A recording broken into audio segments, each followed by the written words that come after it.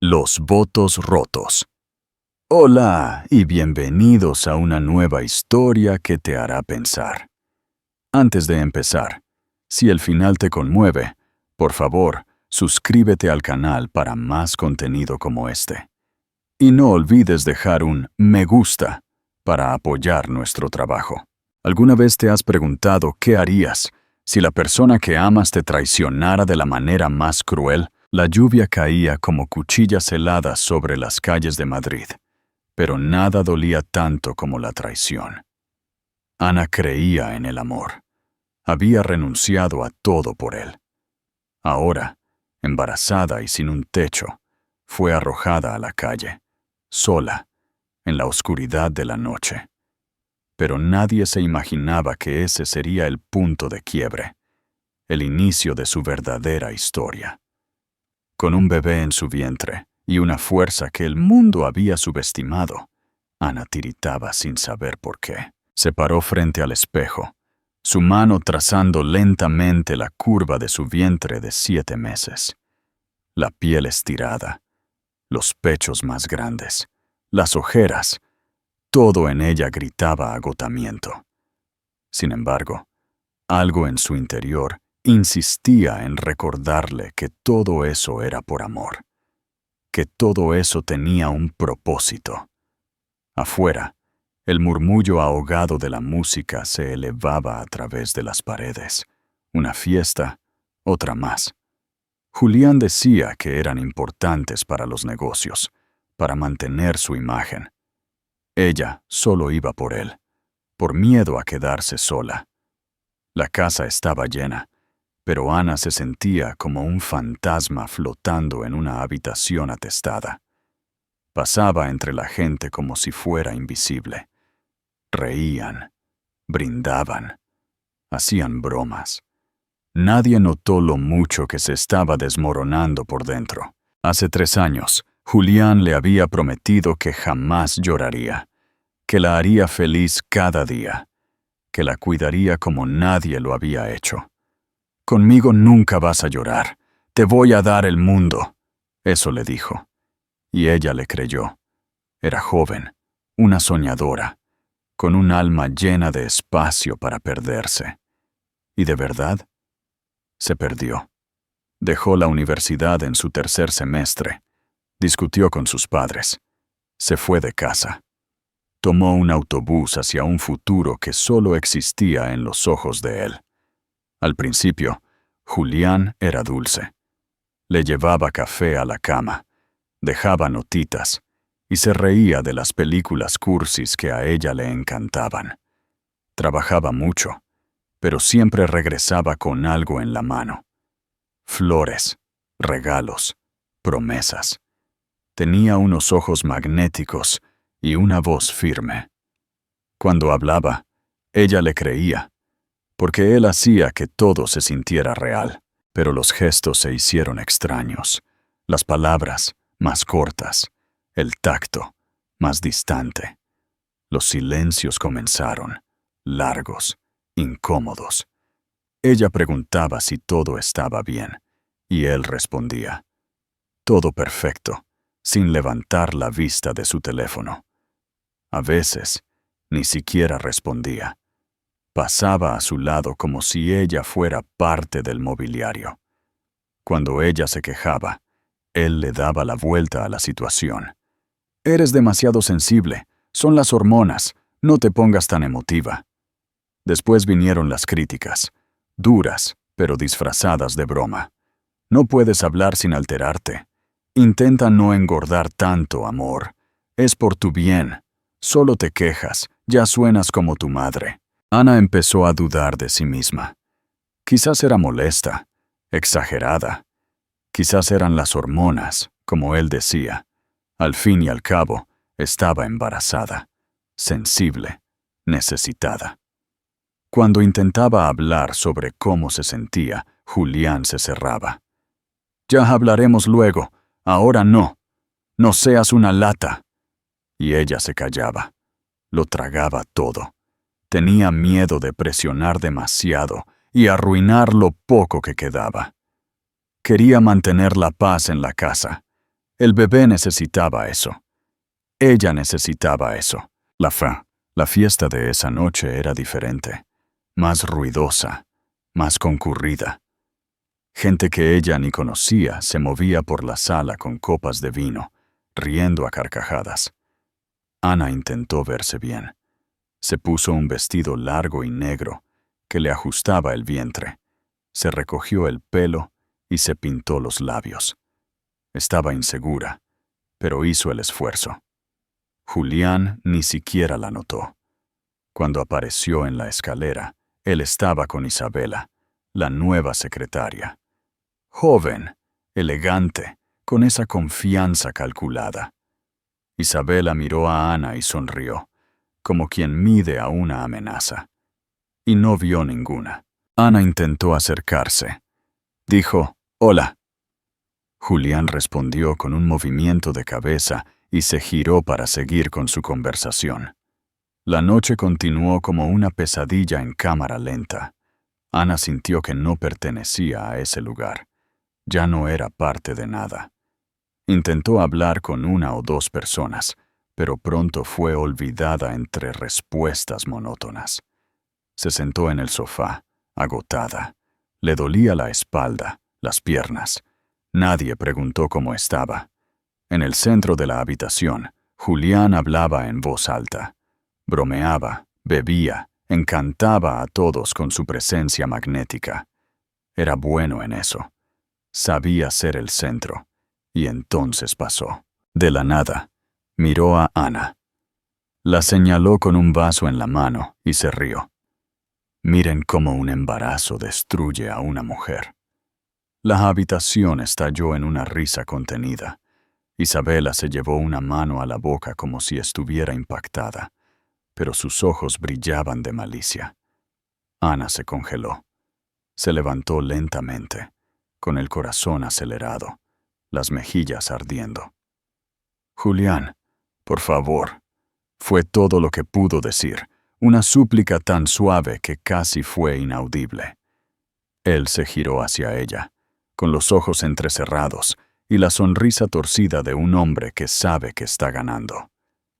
«Ahora no eres nadie». Ana sintió como si el piso hubiera desaparecido. Julián puso su vaso en la mesa y caminó hacia ella. Toda la habitación los miraba. Se detuvo a centímetros de su rostro. El olor a alcohol. «Sal de mi casa». Ella no respondió. Solo se quedó quieta. Un instinto de autopreservación, bloqueando cualquier reacción. Él la agarró del brazo con fuerza y la arrastró. Rápido, sin avisar, la puerta se abrió de golpe. La lluvia afuera era fina y helada. Ana intentó resistirse, pero estaba débil, embarazada, aturdida. Julián la empujó hacia afuera, sin soltarle la muñeca. Su talón resbaló en la entrada mojada. Casi cae. «Desaparece de mi vista, Ana».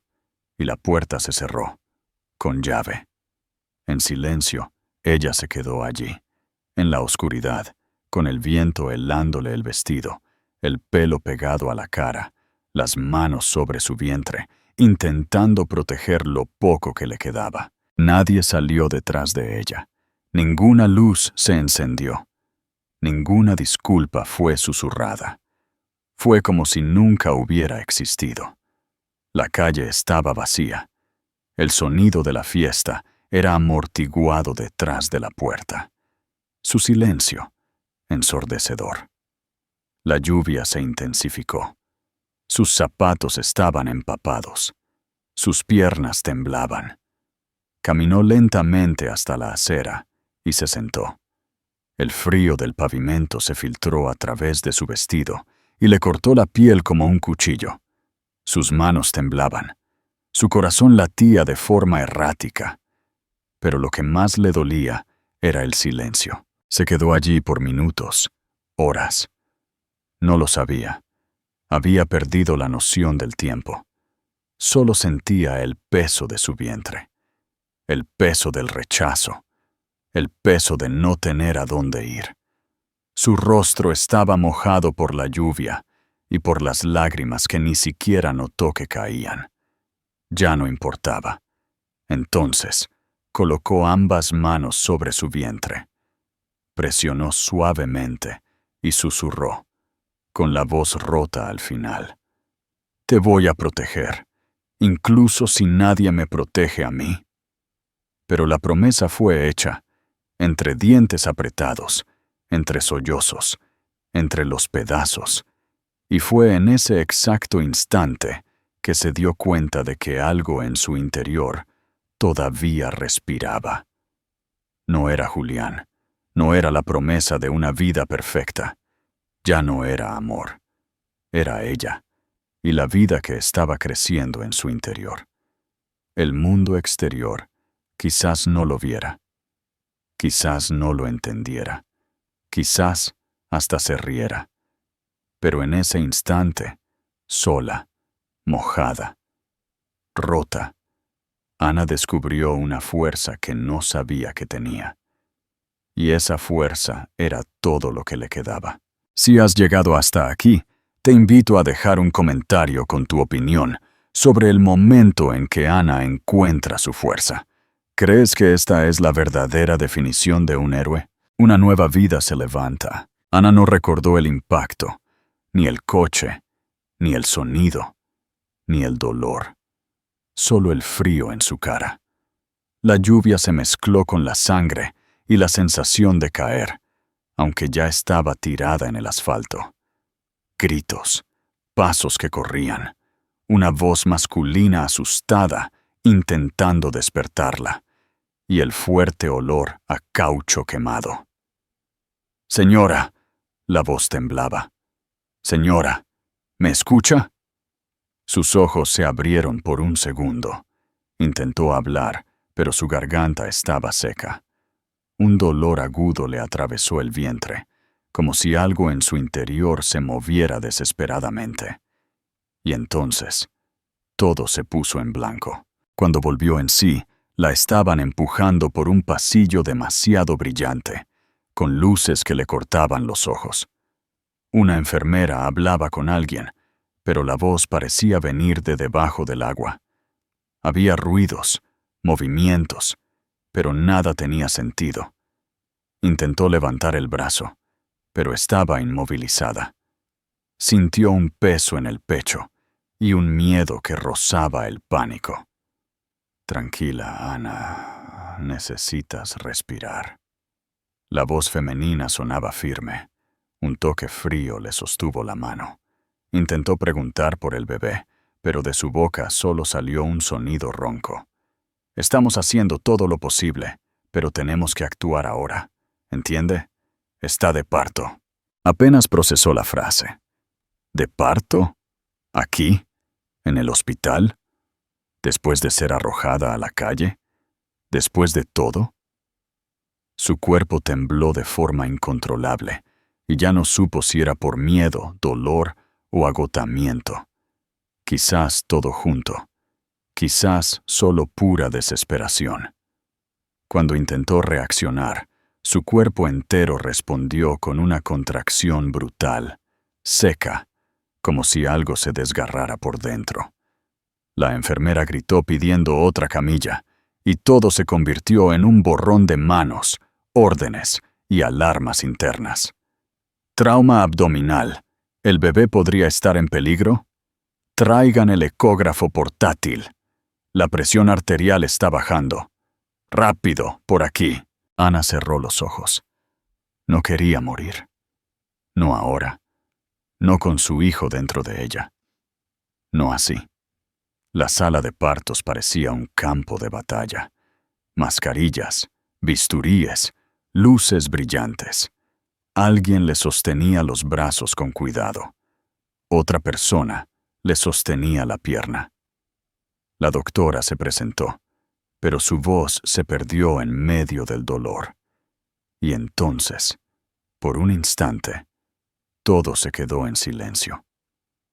No afuera, sino adentro, como si el tiempo se hubiera detenido y todo lo que quedaba era el recuerdo de la noche anterior. La lluvia, el empujón, la frase de Julián resonando sin fin. Ahora no eres nadie. Esa frase parecía haber echado raíces en ella como un veneno. Pero no era cierto. No podía serlo, porque dentro de ella algo seguía luchando, algo seguía existiendo, una vida, y ella necesitaba traerla al mundo. El instinto habló más fuerte. Entre contracciones y gritos, Ana se aferró a lo único que le quedaba, su promesa. Gritó, un alarido de animal desgarrado y desesperado, y pujó. Pujó con todo el dolor acumulado de los últimos meses, con el abandono, la soledad, la humillación. Pujó con los ojos cerrados y los dientes apretados. Y entonces llegó el sonido, un llanto, pequeño pero fuerte, vivo, humano. Por un segundo, ella no entendió. Luego, todo en su interior se rindió. Es un niño, respira, pulso estable, está bien. La enfermera lo colocó en sus brazos, un bebé arrugado que lloraba ruidosamente, con los puños cerrados y la piel aún roja. Y allí, en medio del caos, Ana también lloró. Pero no de miedo, no de dolor. Era un nuevo tipo de llanto, un llanto de alivio, de mil cosas mezcladas, de vida. Acarició su mejilla con el dedo y susurró, con la voz ronca y rota. Me salvaste antes de que nacieras. Él dejó de llorar por un momento y abrió los ojos. 2 puntos oscuros y vivos, como si la reconociera. La enfermera sonrió, pero no dijo nada. No necesitaba hacerlo. La escena lo decía todo. Horas después, ya en una habitación más tranquila, Ana estaba sentada, con el cuerpo todavía dolorido, pero con su hijo acurrucado contra su pecho. Un doctor entró, escribiendo algo en una tabla. ¿Nombre del padre?, preguntó, sin levantar la vista. Ana no dudó. Murió. El doctor finalmente la miró, y por un segundo, sus ojos se encontraron. Pero no hubo más preguntas, porque a veces un hombre muere mucho antes de que deje de respirar. Después de que se fue, Ana se quedó sola de nuevo, pero ahora con un bebé dormido en sus brazos. Y ese silencio, que antes la aplastaba, ahora parecía diferente, casi ligero. Miró su carita, sus manos pequeñas, sus finos párpados, y por primera vez en mucho tiempo, sintió algo parecido a la paz. Pero también había miedo, un miedo real y profundo, porque no tenía a dónde ir, ni dinero, ni apoyo. No sabía qué vendría después. Solo sabía una cosa: ya no estaba sola. Y eso lo cambiaba todo. A medida que la madrugada pasaba lentamente y los pasillos del hospital se hacían silenciosos, Ana se quedó allí, despierta, pensando, recordando cada palabra dicha, cada gesto recibido, todo lo que tendría que olvidar o transformar. Porque ahora no podía permitirse caer. Ahora, ella era el suelo de alguien, y no podía ceder. Cuando el bebé se movió, lo acunó con cuidado, como si ese gesto fuera su nueva misión en el mundo. Él suspiró, como si dijera que todo estaba bien. Y aunque ella no sabía qué vendría después, le creyó. Aunque solo fuera por esa noche, la base de una madre, el impacto dejó marcas. Pero también reveló algo que nadie vio. Ana todavía estaba viva. Y lo que viniera después, ella lo decidiría. Un paso a la vez, una respiración a la vez, con un bebé en su pecho, y un corazón que a pesar de todo, aún latía, firme y listo. La habitación del hospital estaba en silencio cuando una enfermera entró para revisar sus signos vitales. Ana fingió estar dormida. Ya no tenía fuerzas para hablar. Sus ojos estaban abiertos, fijos en el techo. Pero por dentro, todo estaba en movimiento. Un torbellino silencioso de miedo, confusión e irresponsabilidad. El bebé dormía sobre su pecho, cálido por el contacto piel a piel. Ella no entendía cómo algo tan pequeño podía cargar con tanto peso, tanta paz, tanta razón para seguir adelante. Horas después, la dieron de alta. Ningún familiar vino a recogerla, ninguna dirección a la que volver. Tomó la poca ropa que llevaba, metió los papeles del hospital en una bolsa de plástico y se fue. Con el bebé en sus brazos, sin a dónde ir. La ciudad parecía más grande ahora, más fría, más distante.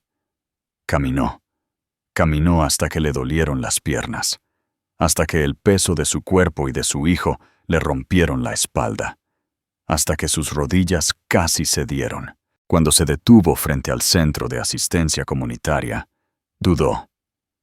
El letrero era viejo, las paredes, sucias, pero había una luz dentro, y dentro de la luz, quizás una oportunidad. El hombre de la recepción apenas la miró. Rellenó un formulario con prisa. Hizo preguntas cortas. Nombre, edad, cuántos hijos, situación de riesgo. Ella solo respondió con la cabeza.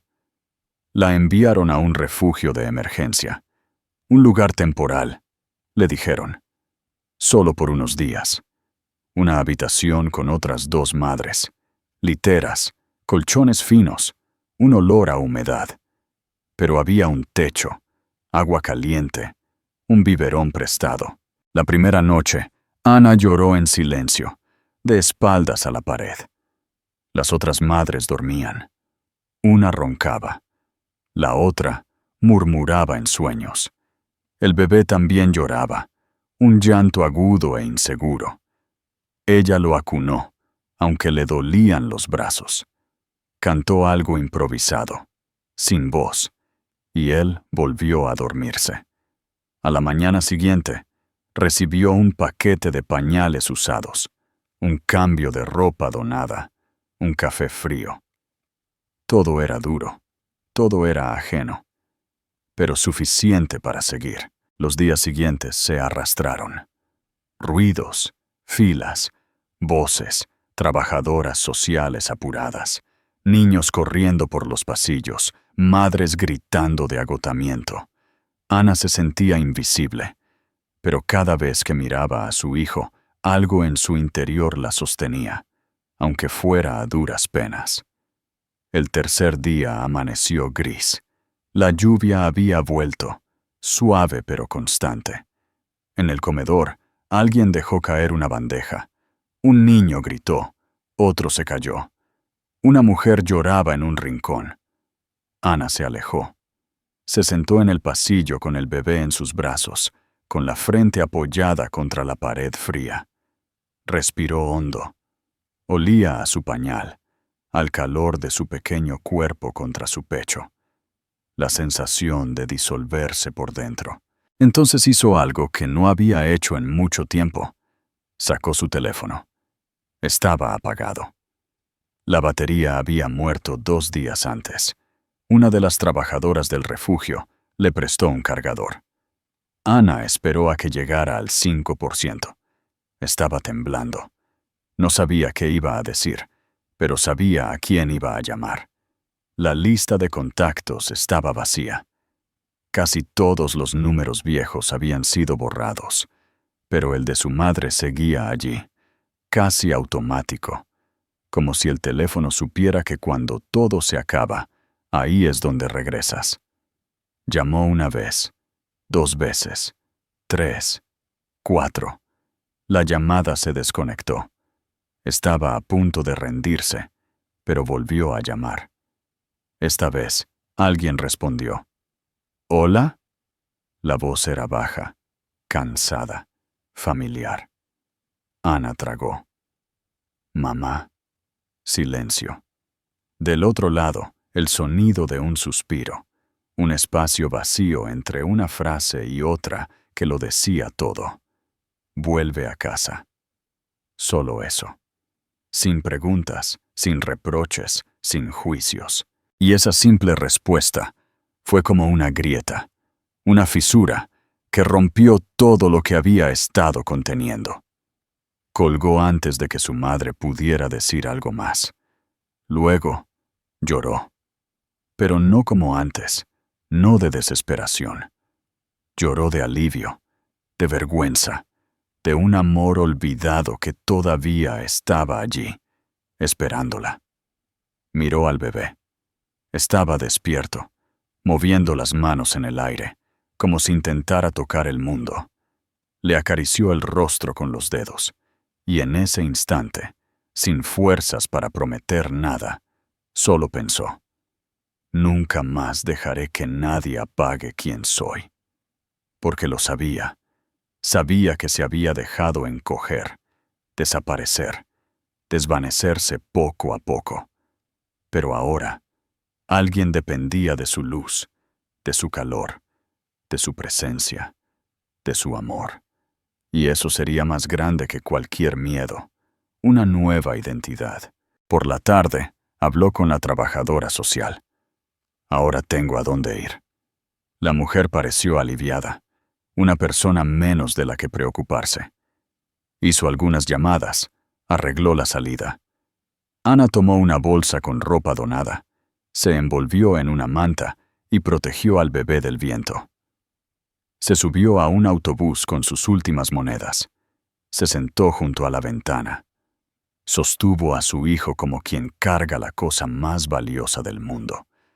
El viaje duró casi 2 horas. El camino parecía más largo de lo que recordaba, pero sus ojos estaban firmes. Su cuerpo, herido. El cansancio seguía ahí, el dolor también. Pero otra cosa estaba naciendo por dentro. No era solo la maternidad. Era un tipo de coraje que aparece cuando no hay otra opción. Cuando el autobús se detuvo, bajó con cuidado. La calle era la misma de antes. El portón de hierro, la ventana con las plantas, el olor a la cocina de la vecina. Ana respiró hondo. Tocó el timbre. La puerta se abrió. Su madre estaba allí, más vieja de lo que la recordaba.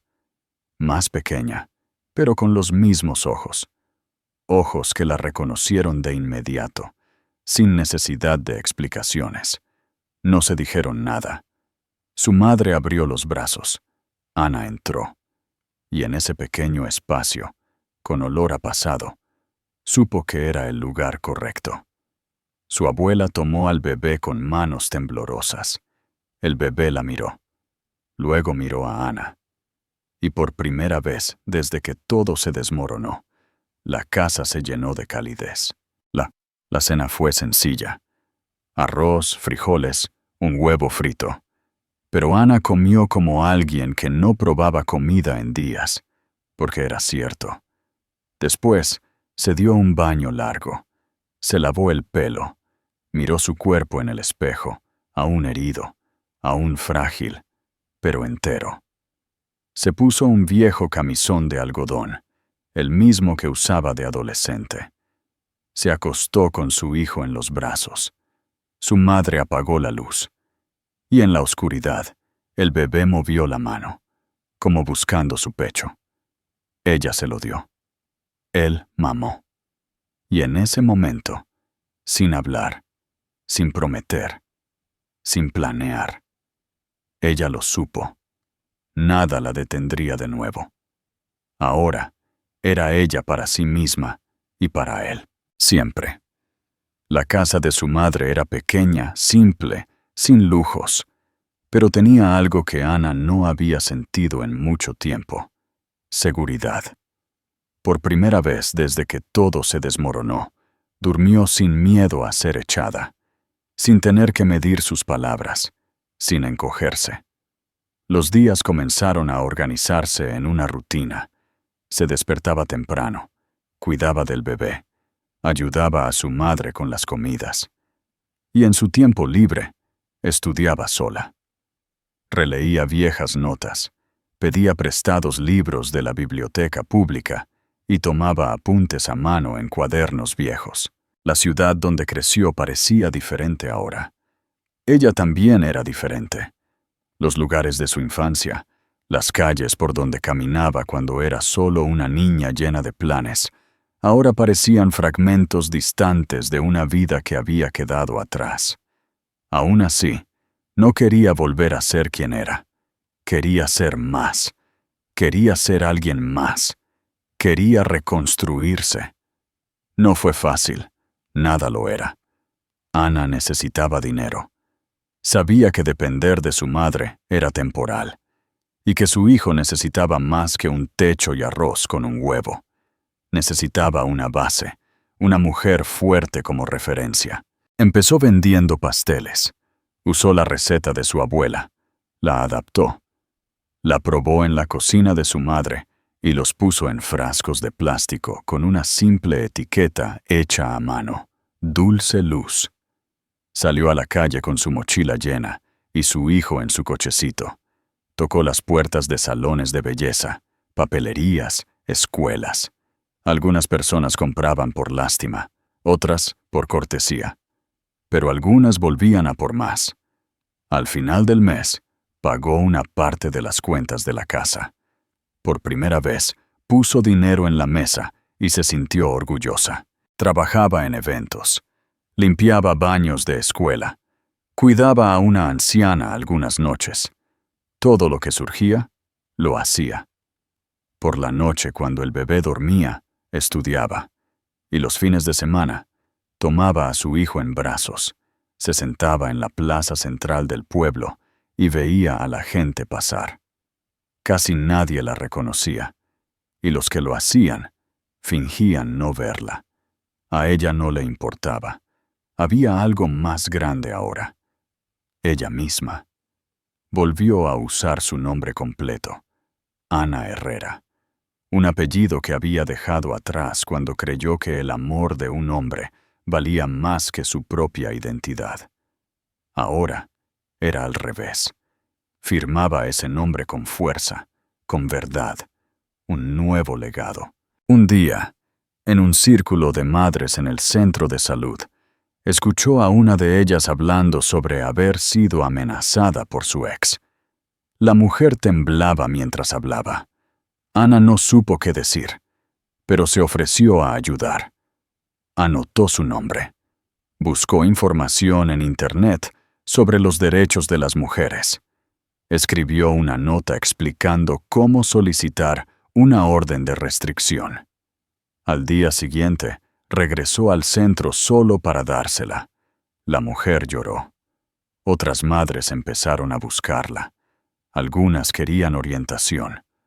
Otras solo querían ser escuchadas. Ana no era trabajadora social ni abogada, pero era algo que pocas personas eran. Alguien que había pasado por todo eso, ella misma. Decidió transformar eso en algo más grande. Creó un grupo de WhatsApp, Mujeres en Movimiento. Al principio, eran 5, luego 10, luego 20. Consiguió una sala prestada en la iglesia del barrio. Celebraba reuniones quincenales. Invitaba a psicólogos voluntarios. Grababa videos con su viejo teléfono y los subía a las redes sociales. Uno de ellos se hizo viral. El video tenía un pie de foto simple. Mujeres que cayeron, pero eligieron levantarse.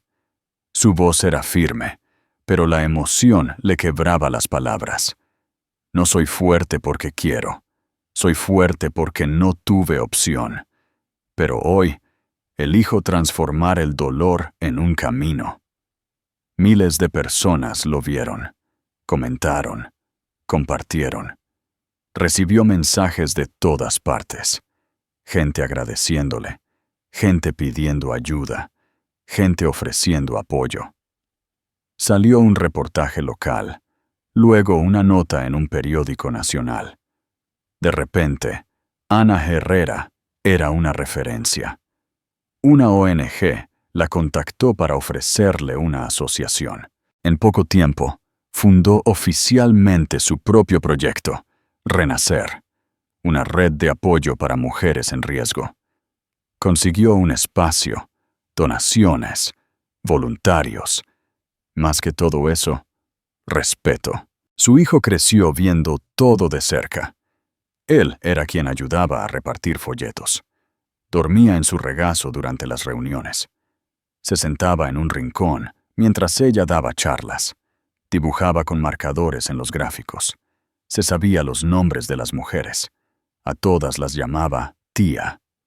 Ana cuidaba de su hijo como cuidaba del mundo, con paciencia, con fuerza, con verdad. A veces lloraba a escondidas. Todavía sentía miedo. Todavía tenía dudas, pero seguía adelante porque no se permitía parar. La invitaron a hablar en eventos, a dar entrevistas, a coordinar proyectos con municipios. Todo sucedió más rápido de lo que imaginaba, pero nunca fuera de lo que ella creía. De un refugio a la cima, pero sin olvidar de dónde venía. No te vayas. Por favor, suscríbete antes de que termine el video y deja un comentario diciéndonos si crees que la historia de Ana es un ejemplo de cómo el dolor puede ser una fuente de poder. Me encanta leer sus opiniones. Una de las noches más memorables fue cuando recibió un premio al liderazgo femenino. Estaba en el escenario, su hijo sentado en primera fila. Llevaba un pequeño traje improvisado y sostenía una flor de papel que él mismo había hecho. Mientras daba su discurso, Ana se tragó la emoción. El auditorio estaba en silencio. Habló con calma. Cuando fui arrojada a la calle, embarazada, pensé que todo había terminado, que mi historia solo sería de dolor. Pero luego él nació, y fue como si alguien hubiera vuelto a encender la luz. Mi hijo no solo me salvó, me mostró quién soy. Miró al niño, y le prometí que haría todo lo necesario para que creciera viendo a una mujer de pie, fuerte, presente, sin miedo a existir. Aplausos, gente llorando, cámaras filmando. Pero ella solo vio a su hijo sonriendo, orgulloso. Ana bajó del escenario y él corrió hacia ella. Le abrazó las piernas y le dijo al oído, «Mamá es una gigante». Ella se rió, se arrodilló, lo levantó en sus brazos y le susurró, «Y tú eres mi razón». Era por él. Siempre. El hombre que no era nadie. Julián miró su teléfono por 100ª vez esa mañana. Sin respuesta, sin notificación, sin oportunidad. La habitación, una vez impecable, ahora estaba tomada por papeles arrugados, vasos vacíos y los restos de días mal vividos. El sofá donde Isabela solía descansar tenía una mancha de vino. Todo el lugar parecía abandonado por dentro, exactamente como él. Se apoyó contra la pared, con los ojos fijos en un punto al azar. Todo había terminado. La empresa, la mujer, la ilusión de control, todo. En la última reunión con los inversores, intentó convencerlos de que era solo una mala racha, que el mercado era inestable, que pronto volverían a crecer. Pero ya nadie le creía, ni siquiera él mismo. Su coche de lujo había sido embargado. Los empleados comenzaron a demandarlo. La prensa lo expuso. ¿Y Isabela? Isabela se llevó todo lo que pudo, incluso la cuenta compartida, que por ingenuidad o vanidad, él había dejado a su nombre. Cuando se enteró, intentó llamarla. Le envió mensajes. Ella los leyó y lo bloqueó. En su última conversación, antes de que desapareciera, ella fue directa. Perdiste lo único que valía la pena cuando arrojaste a esa mujer de tu casa. El resto era pura decoración. Él no respondió. No pudo. Los pocos amigos que le quedaban desaparecieron cuando las fiestas terminaron, cuando las cenas con vino caro se convirtieron en cenas solitarias, con pizza fría y una televisión en silencio. Pero lo peor no fue la ruina ni la traición, fue el vacío.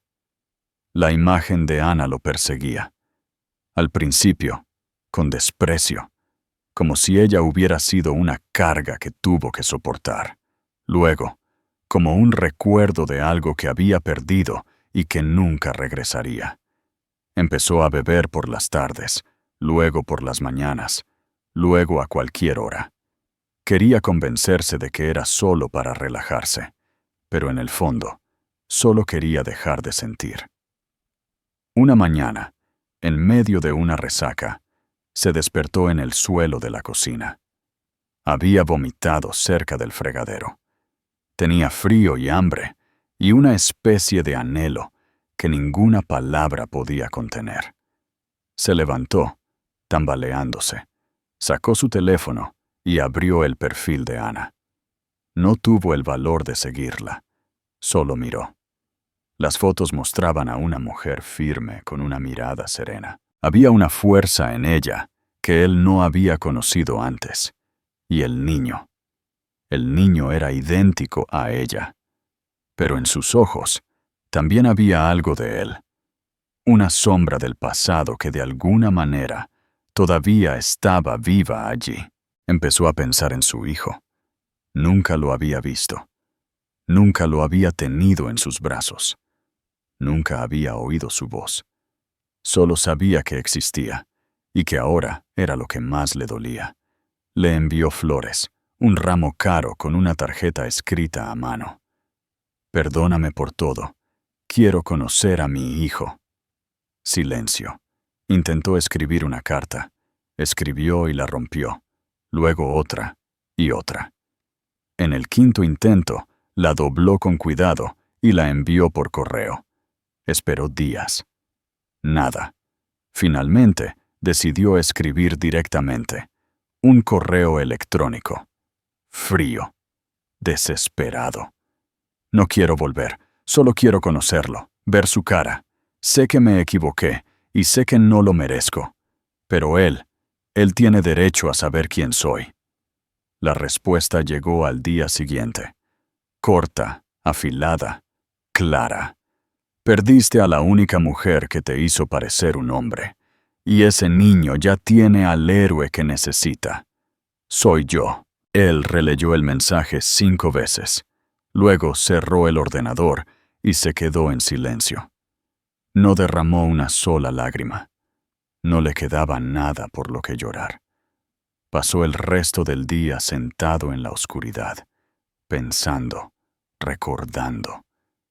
Desde el día en que la conoció, de cómo ella lo miraba, con ese brillo infantil de alguien que cree que el amor salva, de cómo le tomaba la mano sin pedir nada a cambio, de cómo se burló de su pureza, de cómo rompió algo que nunca podría volver a armar. En el fondo, él sabía que nunca fue un hombre para ella. Solo era el reflejo de lo que ella quería ver. Y cuando ella finalmente vio quién era él, ya era demasiado tarde. Ahora, Ana era una mujer respetada, un símbolo. Y él era solo otro hombre que destruyó todo lo que tocó. Salió del apartamento por primera vez en días. Su cara estaba cansada. Su barba, descuidada. Caminó por las calles intentando entender dónde se había perdido. La respuesta era obvia, pero él todavía no sabía cómo enfrentarla. Se detuvo frente a la sede de la ONG. Vio un cartel a la distancia con la cara de Ana sonriendo, junto a otras mujeres. Había algo en esa sonrisa que parecía inalcanzable. Una distancia irreversible. No tuvo el valor de entrar, ni de esperar. Simplemente se quedó allí, como si ese lugar fuera una tumba, donde había enterrado la única versión buena de sí mismo. Se fue. Esa noche, soñó con su hijo. No podía verlo claramente. Era solo un niño corriendo, riendo, jugando. Intentaba alcanzarlo, pero el niño siempre giraba la esquina antes de que pudiera.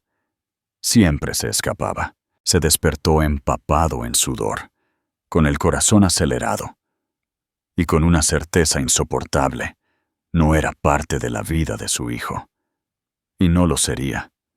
Tomó la última botella de whisky del estante y la vació en el fregadero. La botella se rompió en el fondo y el olor se esparció. Era la primera vez que lo hacía, sin público, sin promesas. Solo él y la vergüenza.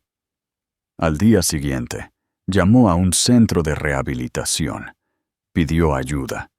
Dio su nombre y esperó. La voz al otro lado dijo que había un lugar.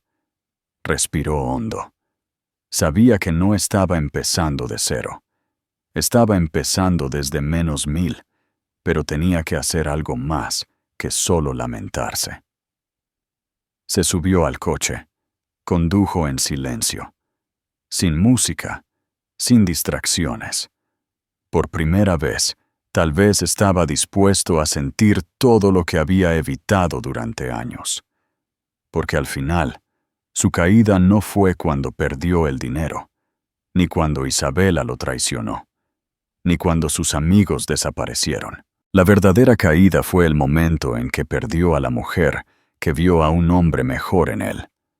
Y ahora, todo lo que le quedaba era el sonido de su propia conciencia. Pesado, pero necesario.